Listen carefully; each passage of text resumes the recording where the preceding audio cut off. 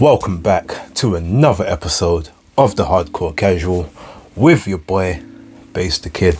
As always, please like and subscribe, share with a friend, a colleague, a relative, an associate, an enemy, all in between. It's appreciated.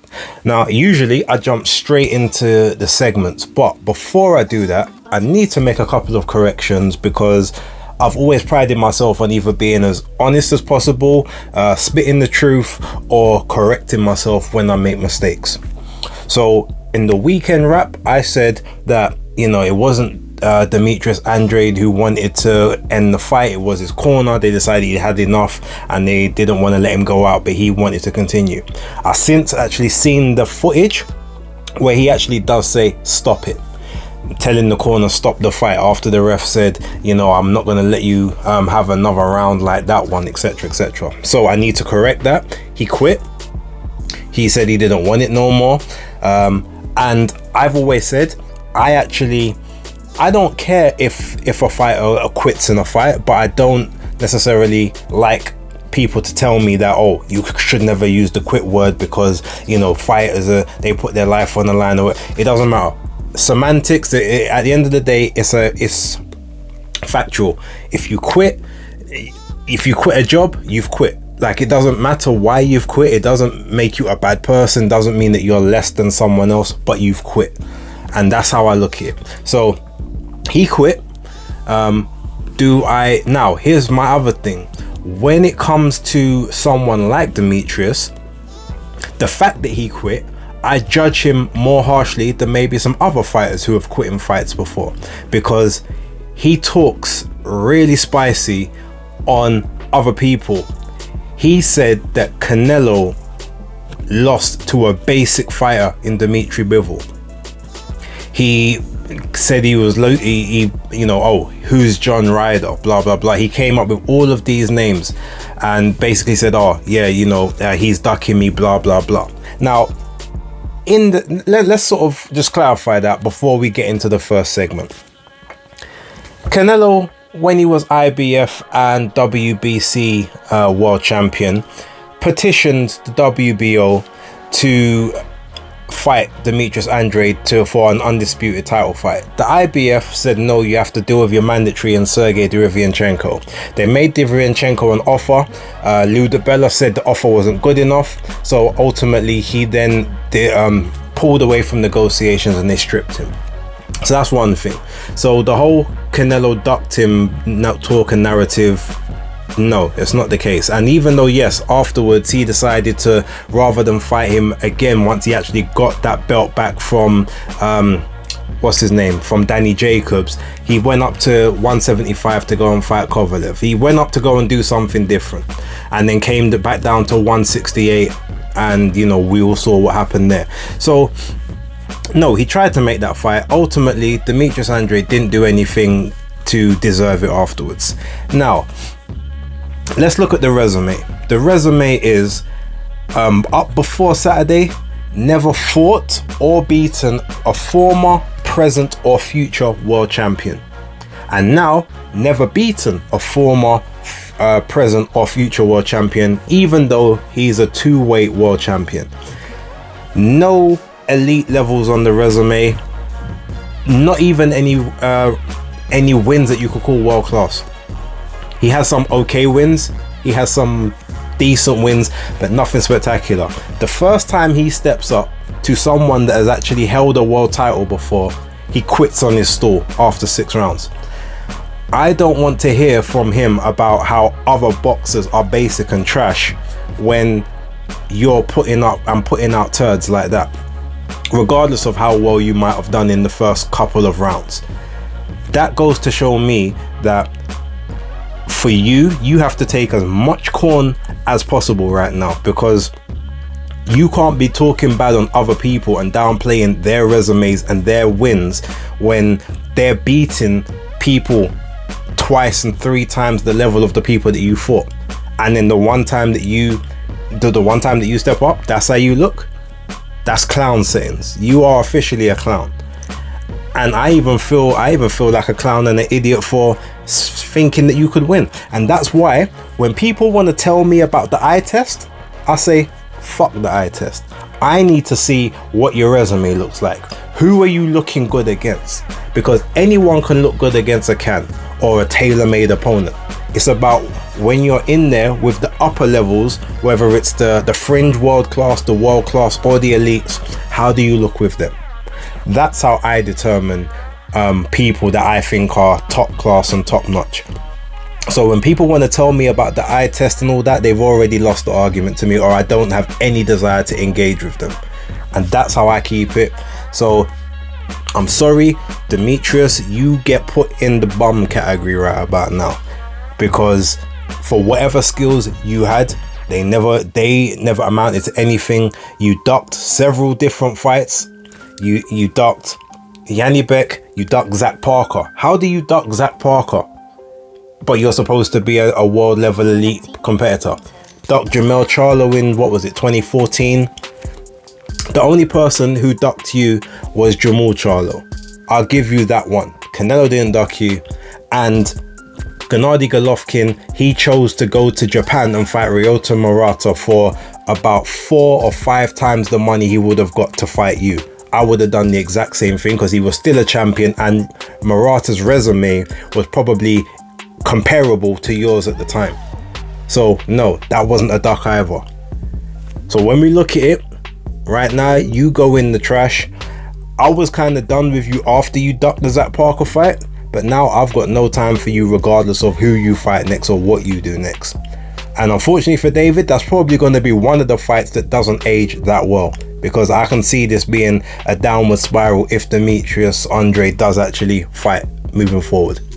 Now, I don't normally get like this when it comes to fighters, but I've had a lot of time to process this one. It actually makes me angry that I put stock in this guy for him to go and do that. So to talk the amount of shit that he talks and then to quit on his stall, nah, you can't get respect from me. Like I said, I don't blame anyone for quitting if they've had enough, but when you talk the way he talks, nah, you need to, if you need to get stopped, you need to get stopped either by the ref in the ring, or you need to go out on your shield. Like, that's how I see it for someone like you. That's the standard I put on you based on how you talk about other people and how other people are basic or they're trash or they ain't fought nobody. So yeah, I'm gonna leave that one there, because I don't normally get this this crazy before we even get to the segments, but I had to get that one out and I had to make a correction to my previous video.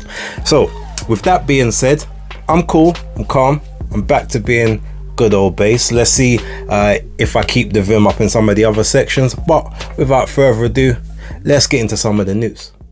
So as time of actually recording this, so we'll say about 15 minutes ago from when I've recorded this, Devin Haney has now officially vacated the rest of his belts at 135 pounds. Now, to be honest, I'm surprised he done it now. I thought he would probably wait until after he has his fight with Regis Prograis on the 9th of December, but ultimately it doesn't really matter because he was going to do it anyway. I always said there's no chance of him going back down to 135 regardless of what he says, because I reckon it would probably, I think he would actually end up in a hospital trying to make 135 pounds again. Like, his body just can't, I don't think his body can handle it anymore. And he should have probably moved up about 4 years ago, as I said, from 2019 to, especially in lockdown, he should have gone to 140 from there.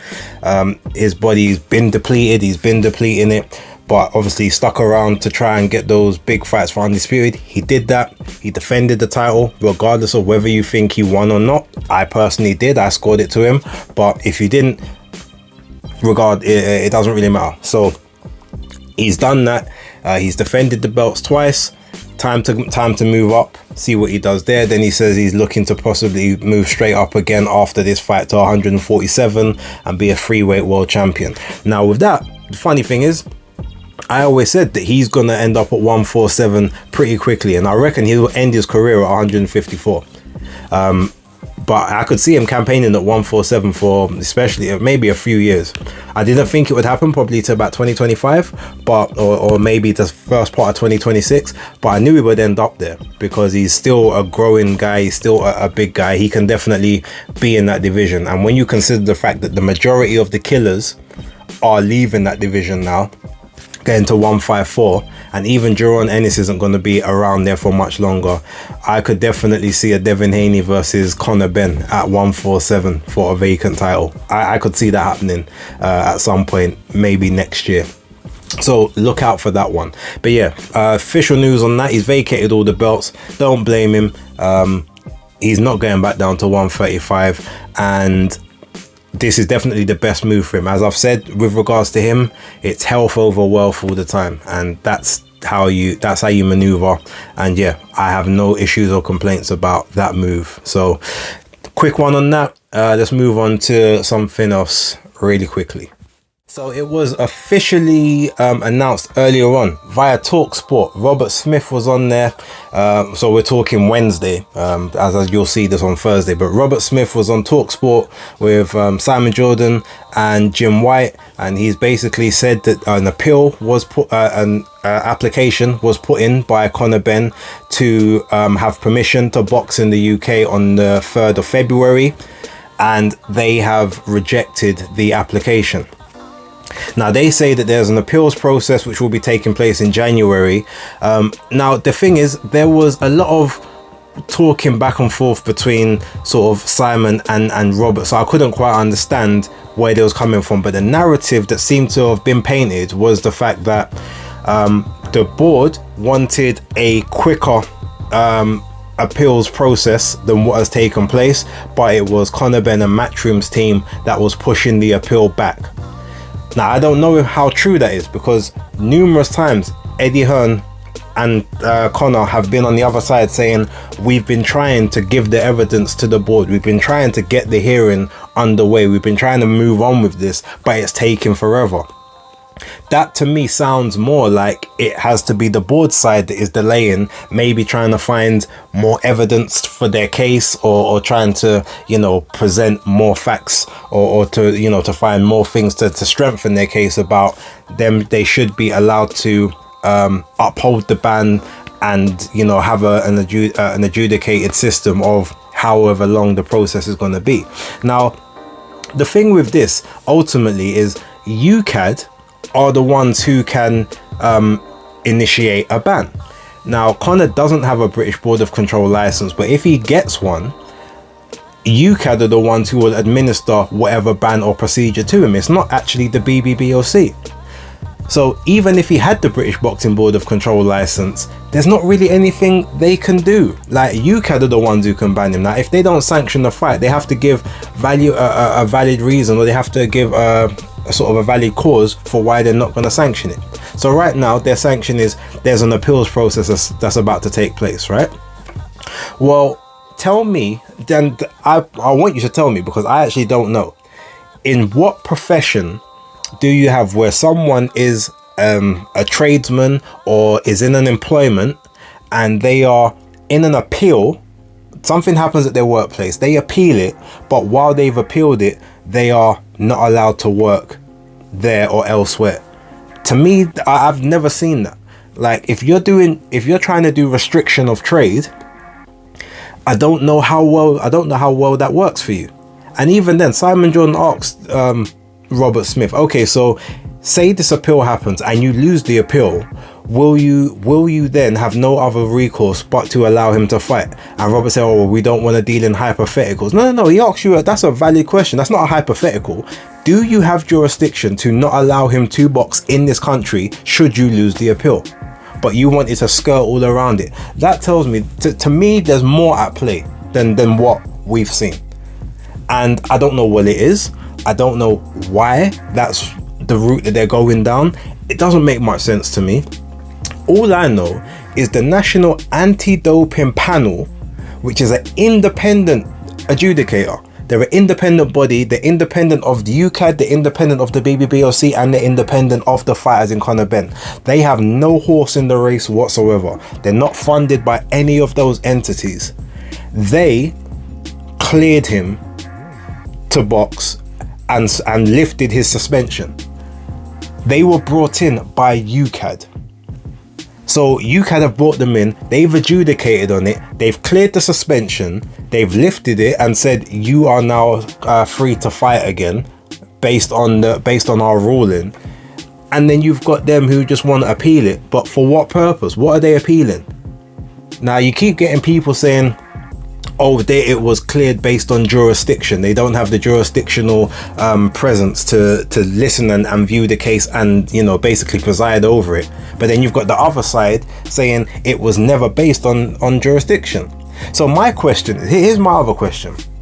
And I would actually have to ask Eddie Hearn this, and hopefully I'll get to speak to him soon and I can actually ask him. If it's not been based on jurisdiction, as you've said, he was cleared to box, he's cleared to fight, he's allowed to fight, why has he not then sent a cease and desist or something like that to TalkSport saying, you keep saying he was cleared on jurisdiction, that's not the case, that's a lie, that's liable, and we will take legal action if you carry on saying, you know, erroneous, egregious statements. So something tells me there, one of the sides ain't playing correctly. And maybe he doesn't want to do that because ultimately he doesn't want to really like get on their bad side as such, because he still wants them as a viable platform. But I would think even then it's a legal matter saying, look, you're saying incorrect things on the radio and on TV and on YouTube. Like, we need to get a clear understanding of what you're saying is actually non-factual and it's damaging to our client. So stop saying it or we will take legal action. I actually do need to have a conversation with him regarding that. But what I do know ultimately is an independent body came in and cleared him, but the BBBoC are appealing, and it seems like it's them that's dragging their heels, because again, from what I've heard and from what I've seen, you've got the entire Matchroom and Conor lot saying, look, we want to show them the evidence, they don't want to see it. We've tried to get a date for this and it's just taking forever. Like, why is it taking so long? And Robert Smith couldn't actually answer why the case was. He's tried to make it seem as if it's their side that have tried to long it out and stall it. But then when he's asked, well, if you lose this appeal, will he be okay to box? And he said, well, we don't want to deal in hypotheticals. That to me suggests that he's trying to long it out, because maybe he knows that he can't win the appeal, but for right now he doesn't want Conor boxing, maybe just because of an ego thing. Maybe he feels slighted that Conor spoke so ill of the BBBoC, and you know, maybe there's a bit of an agenda or a vendetta there. I don't know, but to me the whole thing is seeming a little bit fishy right now. But with regards to this, I've said it, when it comes to that fight between Conor and Chris, if it does take place, if they want to do it in the UK, they'll find a way. As much as they want the BBBoC to be involved, they'll go down the PBA route if they really have to. Worst case scenario, they might send it to Saudi Arabia or something like that. And yes, even though you might say, well, if they do that, then Chris Eubank Jr. might lose his BBBoC license. I've said, you know what? I don't think he would care at this point. Conor Benn is the biggest money fight that he's got left in his career, or at least the biggest fight for right now. What other big UK fights are there for him? I don't think there's any. So you fight Conor Benn, UK PBA license or whatever, or you fight him abroad in Saudi or whatever. If the BBBoC take away your license, get another license from somewhere else, and then you can have a couple of fights in America. I mean, I had London Runs Boxing sort of basically speaking, saying that, oh, well, you know, Canelo's always said he wanted to fight in the UK. Eubank can fight him in the UK. I'm like, at most, Canelo isn't coming to the UK before 2026. I think this will be like one of those retirement tour type fights. If he comes over here, he's got more than enough big fights still to make in the US. He's got at least 4 good fights left in him in the US for the next 2 years. So he ain't coming before then. And he even said, well, Charlo as well. Charlo is not coming to the UK. Jamal or Jamel. That's not happening. So Chris Eubank Jr., he'll probably go back to the States because he's still got a bit of a name out there, and he's still the son of a legend. He can make money out there. He can make money in Saudi Arabia. There's absolutely no way, I personally believe, he's going to care one bit if the BBBoC take away his boxing license for fighting Conor Benn while an appeal or whatever is happening. Now, I'm not saying that fight's going to take place next, But I just know in my heart, in my opinion, that he's not going to care about that license, because he's already halfway out the door of boxing anyway, and the biggest fights he can have now don't even have to take place over here. So that to me seems, you know, again, it doesn't make logical sense. That's my opinion on this whole situation. Let me know what you think down below. Actually, I've got one more thing to talk about just before I wrap up this video. So without further ado, let me get to that and then we can all be on our way. Okay, last thing on this video. So Deontay Wilder said that him and Joseph Parker should be the main event of the Day of Reckoning card in Saudi Arabia on the 23rd of December. His reasoning is, well, it's two former world champions and it's probably like the most exciting fight or the most intriguing fight on the card, because you know that I deliver the knockouts. Like, so why should we not be the main event when it's two former world champions? He said, you know, my idea was for us to flip a coin at the press conference, and then whoever wins the coin toss becomes the main event. Now, unfortunately for Deontay Wilder, and again, this is probably another strain of his delusion. And you need to be delusional to a certain point, but unfortunately, the person who is the biggest commercial draw is the person that gets the main event slot. And unfortunately for you, that's not you. The last fight you was in did 77,000 buyers on pay-per-view. You've never, and from what I can remember, the arena wasn't even halfway full either. Prior to that, I mean, the Fury fights did good numbers. They all did good numbers, but before the Fury fights, what did those numbers do? They weren't that robust. So you don't fill arenas for the most part, unless you have a decent dance partner. You don't do pay-per-views on your own. You don't have the sponsorships that he has, and you don't have a platform backing you. DAZN are showing their whole card worldwide. He has stocks and shares in DAZN, and he's an exclusive fighter on their platform. So what sense in your mind makes you think that you can be the main event above him? And this is some of the reasons why sometimes you look at Deontay Wilder and you think to yourself, that's how I know that the undisputed fight was your fault, why it never happened back in the day. We can all talk about the 50 million offer, the 24-hour 50 million offer, but we can also talk about the other 5 offers that went the other way that got rejected. And all of that's because you didn't want to play second fiddle to Anthony Joshua. You didn't want to be quote-unquote B-side. You wanted 50-50 money, and you wanted to be 50-50, even though you didn't bring in probably a quarter of the money that he brings into shows. Probably more than that, maybe a fifth, maybe a sixth, who knows. It's just more examples of Deontay Wilder not living in reality. Now, yes, he's an exciting fighter, cool, he delivers knockouts and people are always on the edge of their seat. Oh, when's it gonna come? Because we know it can happen at any moment. Yeah, all of that's good, but what money do you generate to you know, to want to be the head of the card? That's the only thing. If you can answer me that, what are your numbers, what are your metrics to suggest that you belong as the main event over him, even though your fight may actually be a better, more competitive fight? It might be, but as we know, in business, it's all about stats and facts, and it's all about figures and the ROI, the return on investment. Well, we know that generally speaking, I would say 10 times out of 10, Anthony Joshua returns more on investment than Deontay Wilder. So with that, unfortunately, you have to be chief support or co-main. And for you to think anything more than that, unless you can prove it in stats and facts and figures, as I just said, then it's almost like you're being stubborn and you want to throw toys out the pram. That's what it looks like.